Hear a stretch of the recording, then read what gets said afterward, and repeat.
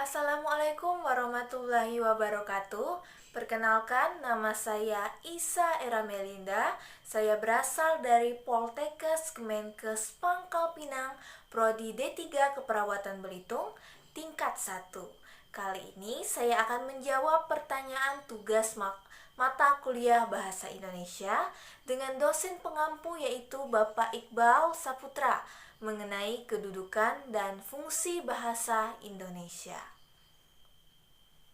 Berdasarkan materi yang saya baca, bahwa di Nusantara bahasa Melayu digunakan sebagai lingua franca. Kedudukan bahasa Indonesia terdapat juga di dalam Undang-Undang Dasar 1945. Secara khusus dinyatakan bahwa bahasa negara ialah bahasa Indonesia, bahasa Melayu yang sudah menjadi milik Nusantara ini dan menjadi bahasa nasional merupakan suatu yang wajib disyukuri karena menentukan suatu bahasa sebagai bahasa resmi negara bukanlah pekerjaan yang mudah untuk dilakukan.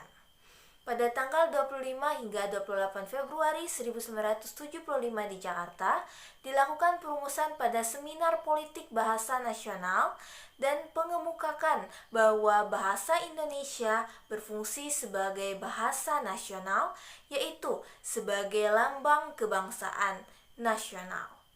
Lambang identitas nasional, alat pemersatu berbagai macam masyarakat yang berbeda latar belakang sosial, budaya, bahasanya, serta adat istiadat, serta sebagai alat perhubungan antar budaya dan antar daerah.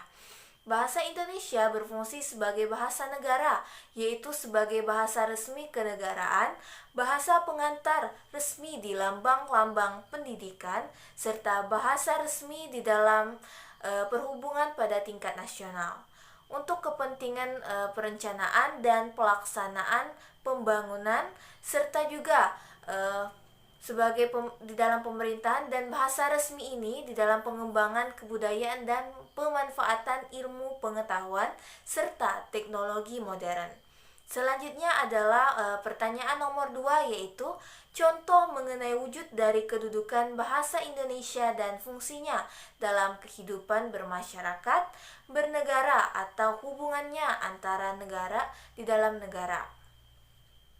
Menurut pendapat saya, pada sebelum kemerdekaan Republik Indonesia, masyarakat masih terpecah belah dan berdasarkan suku, adat, dan bahasa. Nah, setelah proklamasi kemerdekaan dijadikanlah bahasa Melayu sebagai bahasa untuk merangkul dan mempersatukan masyarakat di belahan wilayah Nusantara menjadi suatu kesatuan negara Republik Indonesia. Contohnya yang kedua adalah banyak negara-negara yang bahkan bahasa resminya belum berhasil menentukan suatu bahasa sebagai bahasa resmi negaranya. Sedangkan negara Republik Indonesia sejak diproklamasikan kemerdekaan Indonesia sudah menetapkan suatu bahasa Melayu sebagai bahasa resminya dan terus digunakan oleh masyarakat dalam menjalankan aktivitas kesehari-hariannya. Sehingga dimanapun dan kapanpun hal itu menjadi melekat di dalam pribadi setiap bangsa Indonesia. Terima kasih. Sekian presentasi dari saya. Saya ucapkan wabillahi taufiq wal hidayah.